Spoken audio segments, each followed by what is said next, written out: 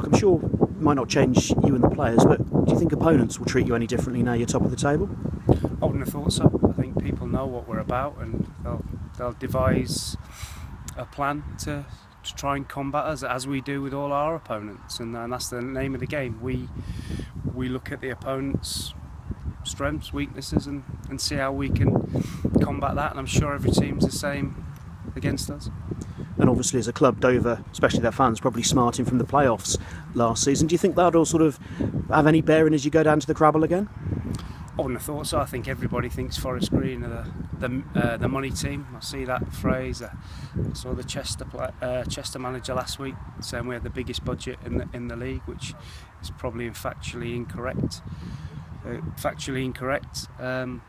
But we have to deal with that pressure, which is fine. We don't mind that, and I'm sure that the Dover people will think that and will see us as a scalp. But they've got some really good players themselves, and we have to be fully aware of that.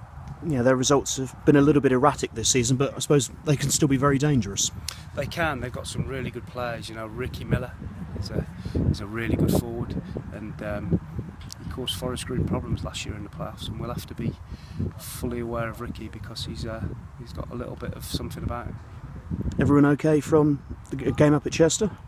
Yep, everyone's fine. We're the only one we're missing is Rob Sinclair, and he's had a little bit of a relapse, but shouldn't be too far away.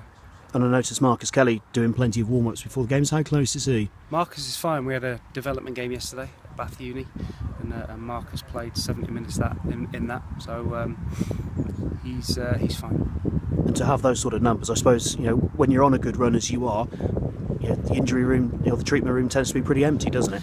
It does, yeah. And we have obviously 2 games, don't we? Saturday, Tuesday. You know, we play Eastleigh, so we've got plenty of games coming up, and everyone should get an opportunity to play. How much do you feel that you're building that momentum? I mean, in terms of, you know, sort of, obviously coaches always want more, but, you know, do you feel you're getting towards that sort of, you know, that form, that maximum that you want?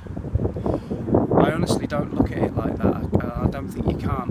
I honestly just prepare for each game as it comes. I try and prepare the team to play against Dover on Saturday, and then we'll see what happens after that. I don't worry too much about any other variables, and I just concentrate on the game in hand.